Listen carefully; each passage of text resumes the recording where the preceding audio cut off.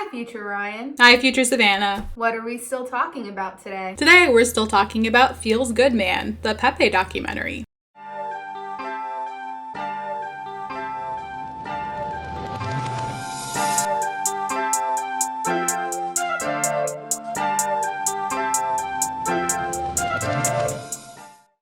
Well, when we were filming the Pepe documentary, we ended up having about 2.3 hours of footage, so we are splitting it up just to make it easier for your consumption, so you're just not listening to us for 2 hours straight. So that's why we're here with part 2. So thanks everyone for sticking around for part 2. Let us know if you like having a extra deep dive of the part 1 and part 2 with more information. Give us a like and a subscribe if you enjoy this video. Thanks. So something that I thought about while watching this documentary is this idea of art as being propaganda. Not only was 4chan proliferating Pepe in this clearly politically leaning way, political campaigns, the Trump campaign, they recognized this and they used it to their advantage. And this is not unusual.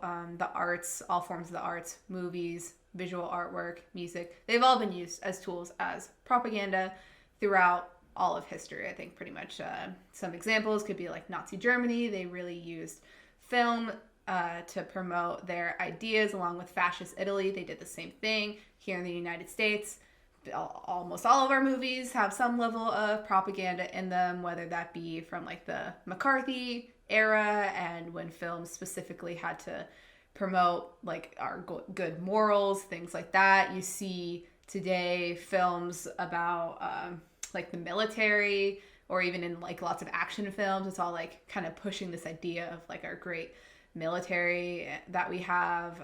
So it's not uncommon. Most recently, I felt like when I was watching the inauguration, like even the performances that were done there by like Lady Gaga or J-Lo, or who was the guy, the country guy. I'm not big into country music, so I don't remember what his name was. Yeah, I don't know either. But all of those I feel like are all basically like political theater. It's propaganda. It all came back to this idea of how art can be used as different forms of propaganda, and memes are no exception to that. And I think that we're only going to see that continue and grow as time goes on. Symbols, propaganda, it's just all sources of power for certain communities. I think notoriously in America, our most infamous piece of propaganda is Birth the Nation, which the KKK utilizes in their initiation process still to this day. It is also not unusual for art to be co-opted in different ways to serve different political agendas. One example that I kind of thought of something else that's been co-opted by the right is Fight Club, the book and the movie. It's unclear exactly what the original intentions were. I've tried to do some research into this, and it's still kind of unclear to me. But I've always viewed Fight Club as being more of a critique of hypermasculinity. Maybe that's just my own bias of when I first saw the movie when I was young. I liked it, so I wanted to see the good in it. Maybe that's not really what it is. But it's definitely been taken on as a model for men's rights activists, and they've really have seen themselves in this story, and they've really latched onto it, and it's kind of another one of those things that they've ruined for the rest of us, pretty much. So something that is, I believe, specific to memes versus other art that makes it a little different in this conversation about thinking art being co-opted or art used for political means. I kind of view memes as being a form of open source art. Open source meaning it is easily edited and changed by other people. I believe that this terminology comes from coding originally. I could be wrong, but it's like open source code means that a company provides you with the code that's used for, say, software, so that way anybody has the ability to edit it and adapt it to their needs. So memes to me seem like that's kind of like what they are. They're art that can be changed and altered in any way, because memes aren't really necessarily owned by anybody, although we will kind of discuss that with copyright later on. But memes can be used by anyone. Anybody can make a meme. Anybody can create their own version of Pepe. Anybody can make their own version of Grumpy Cat. Anybody can do anything that they want with them. And kind of like we've seen with other things, like on the internet, when you have the ability to just create whatever you want and put it out there for anybody to see, it kind of feels like, I don't know if we can handle that. I don't know if we as a society can handle that power to just make whatever memes we want with any kind of message we want. Is it good for us to be able to just have all the information and abilities to make whatever we want? Obviously, there's like really great things about that, of things being accessible and easy for people to use and understand, and to use that for good things. But also it's very easy for people to do that for bad, to make Hitler Pepe or violent shooting up school Pepe, different things like that. I don't know. What do you feel about that? I genuinely do think that things should be more open sourced, and that things should go to the public domain earlier, and people should have the creative authority for a time, but it should be relinquished to the public before the end of their lifetime. And with memes, just taking screen caps of Game of Thrones or whatever you want to make a meme out of, I think should be legal, and I think people should be able to do what they want. But for where they're allowed to post it, I think that's where the regulation comes into play. Example, Donald Trump recently being banned from Twitter. I think 4chan should have had higher standards for the content that was allowed there. And that's what I think. I don't necessarily have complicated thoughts about that. And people are going to exist. Neo-Nazis are going to exist in this world until society can get better. And they just shouldn't have a platform. That's just it. That's just it. Yeah, I think it's like, I agree. Like, I feel like we should try to aim to have things be as accessible as possible, and try to have things be as like easy for people to do as possible. But I guess it kind of comes down to like an issue of like freedom of speech and what is okay and what isn't okay. I feel like people should not be able to create. I mean, I don't know. I feel like people should, I guess, be able to like make the content that they want to make. Like, I guess it's one thing if you're making it for yourself. Like, if you're, I don't know, if you're making some like hateful Pepe, but you're just making it for yourself, like that's kind of weird. But that's not the worst thing you could do. But if you're making it and putting it out there and inciting violence, like with something like hate speech or something like that, then that is when I think it draws a line. And I guess I just wonder, like, what can we do to try to stop that from happening? I guess people having more of an understanding of like empathy and bias, and just having more of an education in those kinds of things maybe would lead to just people not devolving into such awful, terrible, violent things or imagery. But I don't know. I want us to get there. I want us to be in a place where there is no fear of what's going to happen if people have access to just make whatever they want. I don't know how we're going to get there, but I want us to. I don't think it's possible. I think that the closest we'll get is some kind of regulation where child pornography is just outright illegal and you'll go to prison, right? I think it should be kind of almost along those lines, maybe, where Nazi propaganda done in meme form should be almost on that level of illegal, and we can't stop people from making that. But we can highly regulate it and have it be a harsher punishment, or have it be a bigger fine, or have it be whatever. I just think something needs to be done. Government control is needed. I feel like if we came to some type of conclusion where we have a level of that type of government control, and also something like empathy classes in schools, which I know is a real thing. So I feel like if we have some type of combination of those things, then maybe we could get to a place where that kind of stuff either just doesn't happen as often, or the consequences are not as great. Yeah, as a society, we highly value hard sciences, and that's great, STEM and all, but there's a reason why social sciences exist too, and why they're important, and why emotional education is valuable, and it's to prevent people who make hundreds of thousands of dollars in their little STEM educations, but still being quite hateful in who they are and what they think. This idea of symbols being regulated makes me think about how symbols change over time, like their meaning changes over time. And this ties to the field of study known as semiotics. So semiotics is the study of signs and symbols and their use or interpretation. Basically, it's kind of like, how do we interact with signs, symbols, and objects and experiences within the world? So semiotics looks at signs, signifiers, and the signified, but it also looks at things that are called icons, indexes, and symbols. So an icon directly resembles an object, such as a painting of fruit is an icon of fruit. It's not literally fruit, like you can't go and pick up the fruit out of the painting and eat it, but it is an icon of it. It resembles it, you know what it is. It recalls memories in your mind of what fruit is.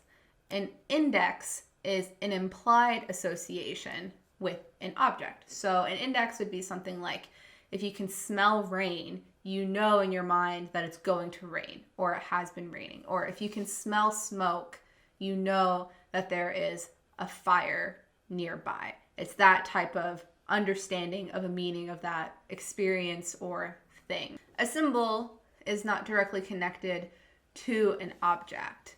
Rather, it's something that you have to infer the meaning of. So symbols are different in different cultures. And a great example of this is something like emojis. Emojis that originated in Japan or other Asian countries. Once those came to the United States, we created completely different meanings for those. One of those is like the emoji with like the air coming out of its nose. Here in the West, we tend to associate that with like anger, like an angry bull is like shooting all this air out of his nose. Versus in Japan, that symbol is supposed to mean like after you've had a job well done, you like breathe out, like kind of like a sigh of relief almost. So that's an example of how symbols can be different amongst different people. Symbols are something that you have to learn. You're not just born and you know what a dollar sign is. Somebody has to tell you what that means. So this means that they're often misunderstood. If you've never learned what that symbol meant, you probably are just going to misunderstand it. They also can change over time, which I think is particularly interesting with something like Pepe. So Pepe, he's a symbol that has changed over time into numerous different iterations, from where he started as being this like stone or frog guy, and now a symbol that, well, now he's been trying to be reclaimed into a symbol of love, but before that being like a symbol of anger or sadness or smugness. So I just think it's kind of interesting to think of Pepe as a meme or other memes in the same framework, and how it's kind of like a showing of our evolution of language and an evolution of our understanding of the world and how we interact with the world. And I don't know, I wonder how we can view other memes through this lens as well. What's going to be after the meme? What's our next kind of symbol going to be that we're engaging with in the world? I don't know. What do you think will be post meme? How do you think this implicates other memes? I'm not sure what you mean by post meme. You mean like post Pepe, or you mean like post his affair with the alt-right? What do you mean? Yeah. Well, so kind of twofold. In the documentary, they do kind of show like how Pepe has now been used by like pro-democracy protesters, or, you know, like what is Pepe gonna evolve into next? But also like how do you think our language is gonna evolve from here? Like, what will they be using 20 years from now? Will they still be memes? Do you think it'll be something else that are these new types of symbols? So I read recently, no, I didn't. That's a lie. I did not read it. I heard about it recently. At least you're being honest.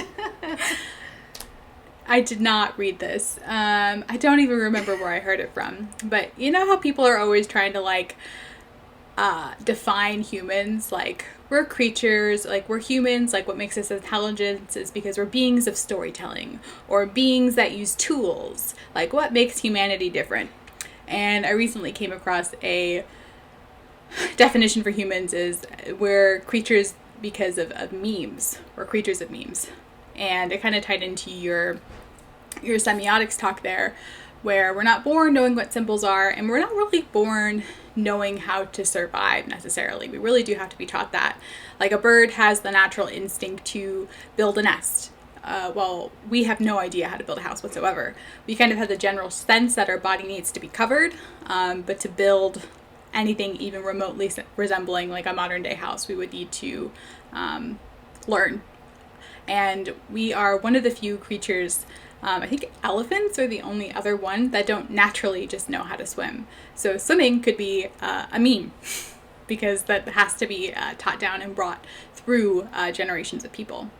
So I don't think that memes will necessarily leave, or at least memes in the academic definition. Yeah, I try to think of like examples of pre-meme. Like I think of like people quoting like commercials or movies. Like that was kind of like a verbal meme. Now I think people probably do that with actual memes or like TikToks, things like that. Like what is that one commercial? I remember a great example of this is, what is that commercial where freecreditreport.com. I had a big memory of freecreditreport.com with my cis hetero white boyfriend, and we got to trying to remember as many lyrics as we could. It is that commercial. It was a Super Bowl commercial where it's like the guy like calls up his friend. Oh, it's the "What's Up" commercial. That's what I'm trying to remember. So an example of this could be, there was a Super Bowl commercial. I don't know when this came out, where it was like some guy like calls up his friend and he says something like, "What's up?" And then the guy's like, "What's up?" And then there's like other people saying that everywhere. Or like, "Where's the beef?" from commercials. Those are things that I did not recognize when I first like heard them. Like when somebody first said those things to me, I was like, what the heck are you talking about? I don't understand. Because they were from a generation prior to me, like absorbing that type of media. So that's like an example of something that like we wouldn't understand, or our parents, maybe if they don't understand, if we show them I don't know, like the goats screaming video or something like that, like they're not gonna get it. And that kind of just shows how like these things change and evolve over time. And I think there will be something that'll come next. I don't know what that could be. Something specifically about memes in like kind of the traditional format of memes, where maybe we'd see like some text and then a photo, or like text on a photo. A lot of memes I find to be combining text and photo. But this is kind of like a marriage of things that make them really successful. So in this field of semiotics, there's a really great TED Talk about this that I will link down below, that talks about how effective it is to marry those things together. Because for so long, kind of like you touched on, Ryan, the social sciences and hard sciences, they're not seen as being on the equal level. So something like words and writing has been seen as being better than like drawing a picture. But over time, we've seen that bringing those things together can be really effective, such as in advertising. Like advertising that can have a picture of a Big Mac and say, "I'm loving it," and have the logo. Like that is what's going to like really, really sell it to people. Or comic books, it's been said like that's part of why they really took off, because it has the images and it has the words. And that's because this kind of idea of bringing together images and words, it's bringing together like sensing and thinking. So like if you're thinking these thoughts, thinking these words, but also feeling them in some kind of a way. And I feel like when I heard that, this specific TED Talk is talking more so about emojis, but when I heard that, I was like, whoa, I could totally see that applying to memes as well, of like the sensing and thinking that goes along with them. Yeah, I don't think the phrase meme will ever come out of the common vernacular, at least not for a while. because like you've mentioned, we've kind of always had memes. We just didn't really have a word that we used for it. And on that, this idea of symbols changing with their meaning over time, there's been many symbols that have been reclaimed over the years. So a notable one is the upside down pink triangle, which was used originally by Nazi Germany to label gay men and bisexual men and transgender women. In the 1970s, though, the LGBT community started to reclaim the symbol and kind of use that as a badge of honor and to protest against homophobia. That's an example of how something can be reclaimed. And this documentary looks at specifically Pepe and whether or not he can be reclaimed. Matt Furie launched a campaign with the ADL to try to make new love Pepes that promoted peace and love and friendship and just like good positive things like that. But it's yet to be seen whether or not that's effective. It seemed like the trolls on the internet kind of like took some of that and ran with it, and there was some awful memes that showed like Pepe like killing Matt Furie, his creator, and just kind of like laughing at that happening in the first place. But as we've seen in this documentary, Pepe has been reclaimed by pro-democracy protesters in Hong Kong in 2019 and 2020. And I think it's a really great example of how Pepe for them is a symbol that has no connection to what it is here in the United States. And honestly, I don't fully know why they latched on to Pepe. They kind of alluded in the documentary saying like, oh, well, he's a sad frog, so he understands like the pain that we're going through. That was kind of my understanding. Correct me if I'm wrong, Ryan, or if you had a different understanding of why they latched on to Pepe. But that to me was like the ounce of hope in the documentary that maybe Pepe could move and be reclaimed in that way. Or like we see all the time with language, how language is reclaimed, like something like slut or I don't know, some other thing that's been reclaimed that I don't want to say. Lady, even the word gay, tricksy, words like that. Yeah. So it's definitely possible for Pepe to be reclaimed. I don't know if it's going to happen, though. I would think so, too. I think in Hong Kong, it's probably a mixture of sad frog, yes. But, like, in your youth, you're taught that America's, like, this groundbreaking country for democracy. And I think Pepe does have that association with America. And not the greatest associations, but in translation, that probably didn't register. So I think that's probably a reason why Pepe was used for protests in Hong Kong as that symbol as well. So do we want to bring up kind of the ultimate evil elephant in the room, the swastika, and think about, do you think that will ever be reappropriated? Because to my knowledge, it was a symbol of Eurasia, of kind of divinity and religion and peace, from what I know. I don't know. It's tricky. I have that understanding too, and I don't know what led to the Nazis using that as their symbol.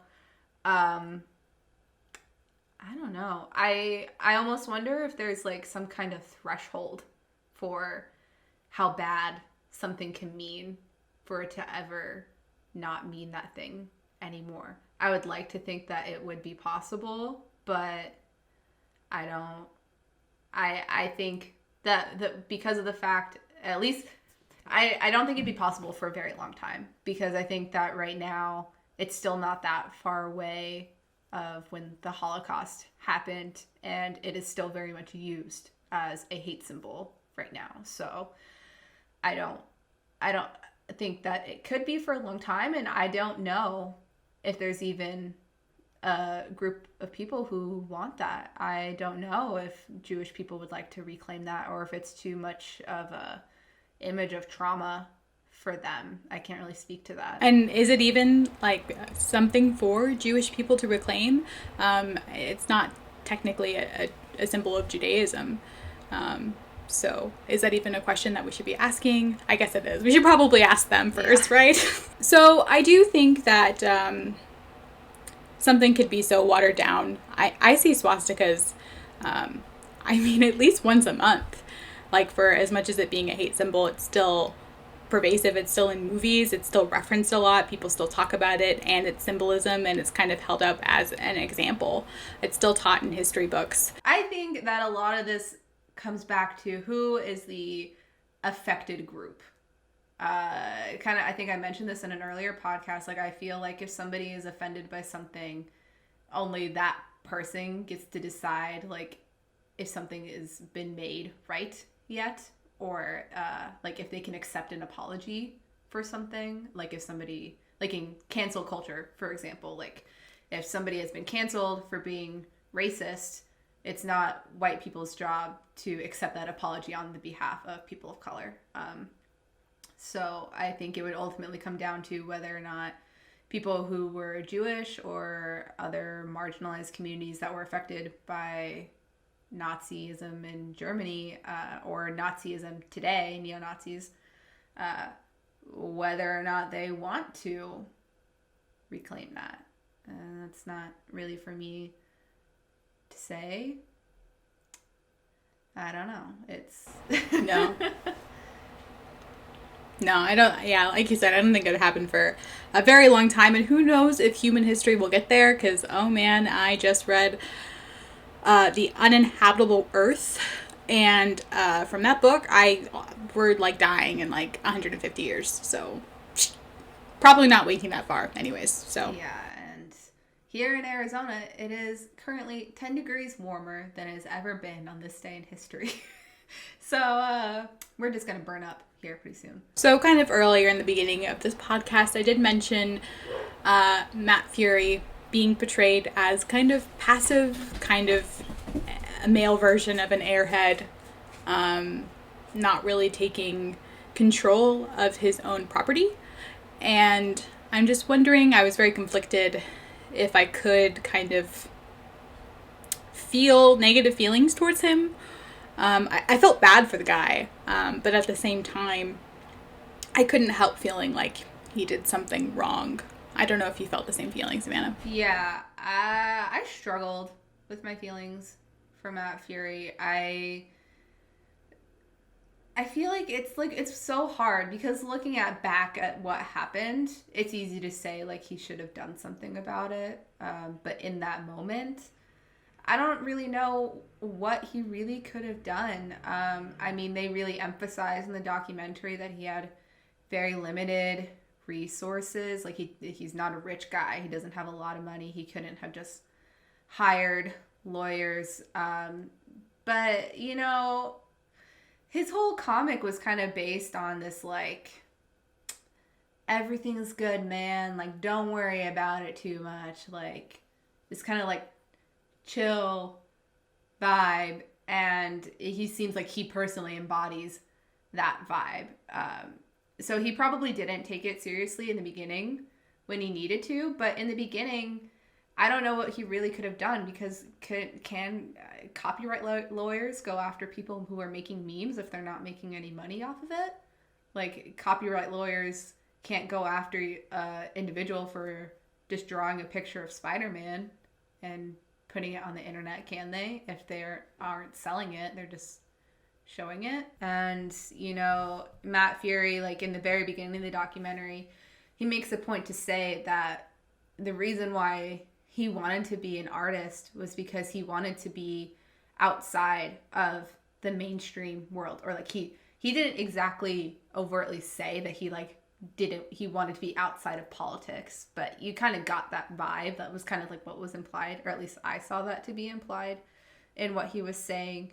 And me personally, I don't think that that's possible. I don't think it's possible to create art or any other type of content and have it be completely disassociated by politics or what is going on in the world. And to choose to do so is just impossible, and it's like kind of almost choosing to be ignorant in some way. So I don't know. I think he probably could have tried to do something, but realistically, I don't know what he would have done in the beginning to try to stop it. Do you know? Do you have ideas of what he could have done? I mean, from in the beginning, at least until 2016, it didn't seem like he was being very vocal about his discerning attitude towards how people were using it. I think he could have been more vocal. He could have put himself more on a platform to really tell people what Pepe meant to him and what Pepe was really about, and try to have other people also run along with him in the beginning. I think when he did his campaign, it was far too late. The Anti-Defamation League had already banned Pepe as a hate symbol, and too little too late. I mean, he had to pull $45,000 of Pepe merchandise off of his shelves. That was a big loss for him. I mean, as soon as that happened, that was a loss of money, right? Like, he definitely could have sued someone over that. So I think in retrospect, and people were saying in the documentary early on who were friends with him that he should have maybe done something sooner. So it's hard. I don't know. I think about, what if this happened to me? Like, I am 25 years old. I don't have any money. I don't have any resources. If I did some doodle that I put online and then got co-opted in this way, I don't know. I would try my best to be vocal publicly and denounce it. But, you know, they showed how they just began to troll Matt Furie anyways. So they probably just would have always trolled him. It wasn't until he was able to get the copyright lawyers to work pro bono for him that he was able to start suing people. That's true. But I think he definitely had a platform. He had people who read his comics on MySpace. He was at conventions signing comics. So I don't know. I'm not Matt Furie. The internet was very different back then. So I can, like you said, sit here with my 2021 glasses and be like, oh, you should have done this. But at the end of the day, the way he was portrayed in the documentary, it does seem like he's kind of a space cadet, an airhead.